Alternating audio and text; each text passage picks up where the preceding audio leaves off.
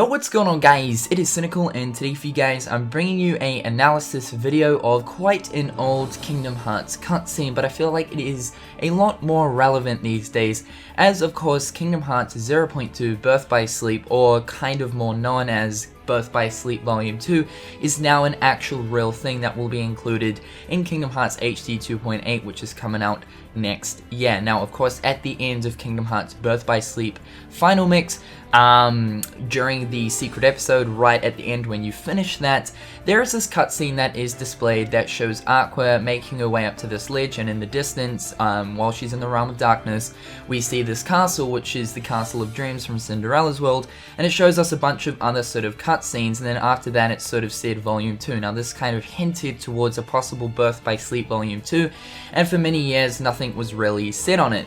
Now, obviously after all of that time, it's finally been revealed that Volume 2 is an actual real thing, but this time instead of calling it Volume 2, Square Enix pulled the good old trick of renaming it to 0.2 Birth by Sleep. So think of it like this: Birth by Sleep Volume 2 is Birth by Sleep 0.2 Fragmentary Passage. So think of it like that, alright?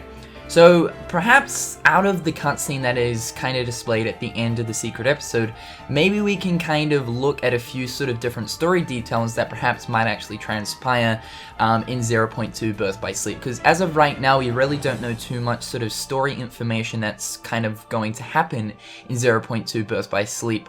Other than the fact that it's obviously Aqua's perspective of the Realm of Darkness, we're going to be playing as her, and the fact that some stage in that game, King Mickey is going to be revealing some of his secrets to Sora. So that's going to be really interesting. So I thought I'd basically do an analysis video of this cutscene. Hopefully you guys enjoy, and let's get on with it. So the first scene, we see Aqua walking out of some sort of forest, and she's coming towards a ledge, and then she says, "Could it be?"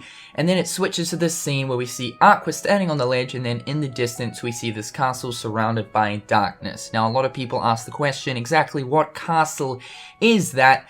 And it has already been confirmed by Tetsuya Nomura in recent interviews that that is Cinderella's Castle of Dreams, and stuff like that. Now, we know that we are going to be exploring this world, or the castle itself, in 0.2 Birth by Sleep, because of the fact that basically 0.2 Birth by Sleep takes place right after this cutscene right here, or this sort of segment of the cutscene where we see Aqua standing on the ledge. Now, what exactly is she meaning? Could it be? Could it be?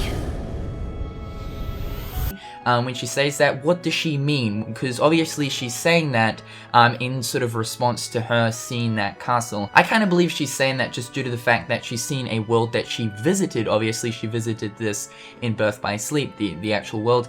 I believe she's saying that because of the fact that the world has fallen to darkness. So basically when worlds fall to darkness, they go to the Realm of Darkness and stuff like that, and yeah, things aren't looking good for them. So maybe she's perhaps realizing that a lot of the worlds are falling into the Realm of Darkness, and something, you know, in the outside worlds and not in the Realm of Darkness, like some bad shit is going on. So I perhaps think that kind of that's why she's saying, you know, could it be? So after we finish looking at the castle in the distance, we see this text appear, and it says a fragmentary passage. So we of course know that basically within the new title for this Birth by Sleep Volume 2, it's called Kingdom Hearts 0.2 Birth by Sleep, a fragmentary passage. So they decided to keep that whole fragmentary passage, and that's of course in the actual title. What exactly that means, I believe it could kind of mean perhaps some sort of, I suppose you could say, like reference towards different memories and stuff like that. Also the fact that I believe you know, 0.2 is going to fill in and explain a lot of these sort of interlude or kind of, you know, missing points throughout the timeline of Kingdom Hearts that we currently have. There's a lot of sort of unexplained things. You know, what exactly did Mickey do in the Realm of Darkness? What was kind of Riku doing in the different gaps between the different games and stuff like that. So I kind of think that a fragmentary passage sort of links towards those things. Now the next scene, we see King Mickey in the Realm of Darkness, and he is in the same outfit that he wears in Kingdom Hearts Chain of Memories. So first of all, you guys should probably know that obviously Kingdom Hearts Birth by Sleep is set 10 years before the events of, you know, Kingdom Hearts with Sora and his journeys and stuff like that.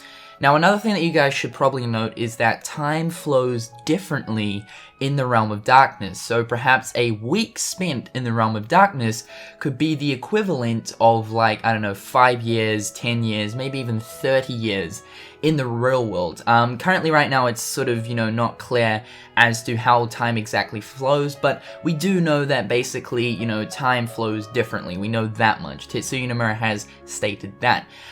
So King Mickey must have entered the Realm of Darkness sometime either before Chain of Memories, or maybe even sometime afterwards. Maybe it's between, of course, Kingdom Hearts 1 and Chain of Memories or something like that.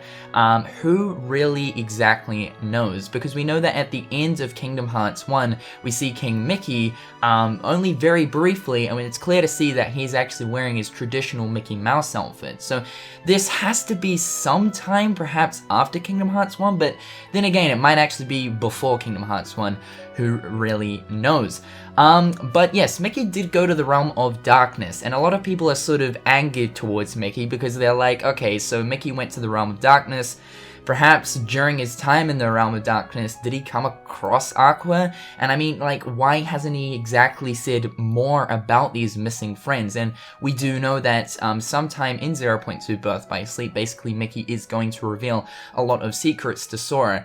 And what those secrets could be, I got no freaking clue, but we're going to find out, did something happen to Aqua in the Realm of Darkness? Did something actually happen to Mickey? It's going to be very, very interesting why he went to the Realm of Darkness in this scene.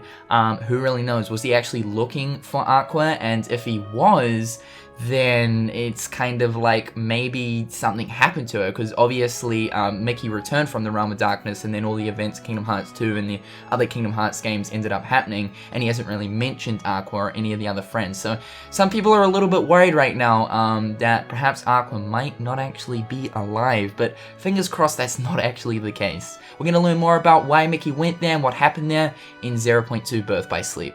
So let's talk about the next 3 little kind of scenes that are displayed. And these are basically Riku and Kairi in Neverland, which looks like it's set in the time of Kingdom Hearts 1 because, of course, they are wearing the same outfits. They look exactly the same as they do in Kingdom Hearts 1, so it's clear to see that that segment right there is obviously in Kingdom Hearts 1. The next segment that's after that is, of course, Donald and Goofy in Traverse Town. This kind of looks like the scene where they're trying to look for the boy with the key, or more so Sora, when basically Sora lands in Traverse Town. And then the scene after that, we see basically Hayna Pensolette and, of course, Kairi standing outside the mansion in Twilight Town. Now, I kind of feel as if, like, we're seeing these different scenes kind of throughout the Kingdom Hearts games, because if we carry on basically with these scenes, it kind of displays, Sora in the pod with Diz and stuff like that. We also see Roxas and Shion, then we see, sort of Riku pairing over and looking at them.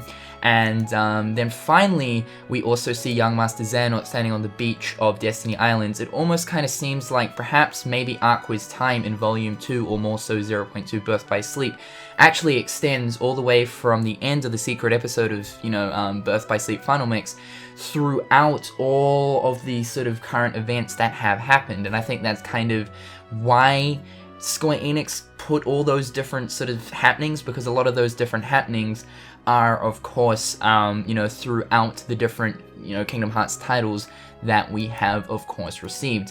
I don't really know anything else I could kind of go up upon from including those different segments from the different Kingdom Hearts games, but I really just do think that with, Square Enix showing those scenes, I think it's sort of hinting towards the amount of time that, Aqua has basically spent in the Realm of Darkness. Alright, and finally coming to the last 2 segments of the cutscene. They're very, very interesting. Now, we of course see this scene with Sora sitting on the Palpu tree, and then it's kind of like flashes and he's not there. It's just showing the Palpu fruit tree there, the exact same scene, just without Sora. Then it quickly changes to the, I believe this is the Room of Waking, or basically the Room of Sleep, but whatever it's called, this is where basically Ventus is residing, and it's located in Castle Oblivion. We see him sitting in that chair, because that's where he's residing, and then it quickly flashes and Ventus isn't there. So is this some kind of reference between both Sora and Ventus? Because of course it shows Sora in his location, quickly flashes, and then Sora's not there. Then it switches to Ventus's location, quickly flashes, and then Ventus isn't there. Perhaps this might be foreshadowing something that might actually happen to the both of them. I mean, we do know that Sora isn't actually going to die, obviously in Kingdom Hearts 3, because it's been confirmed that he will be the future protagonist for whatever Kingdom Hearts games are after KH3. But we do, of course, know that both Sora and Ventus are directly connected, as a part of Ventus's heart is currently inside of Sora's, healing and mending, but we should expect, Ventus to eventually wake up in Kingdom Hearts 3, and for Sora to return that fragment of Ventus's heart that resides inside of him, return it to Ventus so that Ventus can wake up, because without that piece of Ventus's heart that he's currently missing that's inside of Sora, Ventus isn't gonna wake up, he's gonna stay in that coma. So exactly what these two little segments are kind of foreshadowing gets me really, really excited, because we know, of course, that 0.2 Birth by Sleep, or kind of Volume 2, that's going to be in 2.8, is going to directly connect to Kingdom Hearts 3, so perhaps more on those two scenes might actually be further explained in Kingdom Hearts 0.2 Birth by Sleep. One other thing that I thought I would mention is, you guys might notice that there are some lights that flash, basically between the characters disappearing from their little kind of environments. I suppose in some sense, you might want to actually take note of the color of the lights. Basically, when Sora's light flashes, it's kind of a white and sort of blue light effect that basically flashes. But then if we take a look at Ventus's, it's darker. It's like a dark blue, and then it goes to like a black and white, and it's really dark. Which kind of gets me a little bit worried. I mean, I don't really want anything bad to happen to Ventus. I don't want him to die or anything, man, and perhaps maybe is that what it's actually foreshadowing? I don't really know, but it's really, really interesting. Perhaps maybe the light flashes actually might mean something. And of course, after that, it flashes to Birth by Sleep, then Volume 2, and then of course, once that was displayed on screen, a lot of us were like, okay, there's gotta be a Birth by Sleep Volume 2, and of course, after all these years, finally it's a reality, and it's just crazy to think, because we've spent so many years speculating whether or not Square Enix would do it, and Square Enix were very sort of quiet upon Volume 2, but it's really cool to consider that now it's an actual freaking thing. So thank you so much, Tetsuya Nomura, as well as Square Enix. But anyway, guys, that is my analysis on the cutscene. Perhaps they might have taken a few things out of this Volume 2 cutscene, and perhaps implemented it in 0.2 Birth by Sleep, because it's pretty clear to see that, of course, 0.2 Birth by Sleep is Volume 2 Birth by Sleep.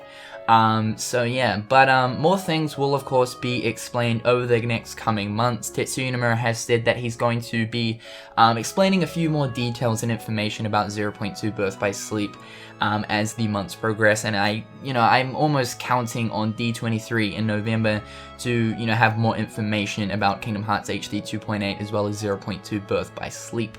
But otherwise, guys, I'm super hyped and super excited for 2.8, next gen. It's going to be really, really cool, especially to play a new Kingdom Hearts title. Holy damn, I'm super hyped. But anyway, guys, hopefully you've enjoyed this analysis. If you picked out anything else and you feel like you want to mention it, hit up that comment section and let the community know. Otherwise, guys, I've been Cynnnical, and I'll catch you guys next time. Peace.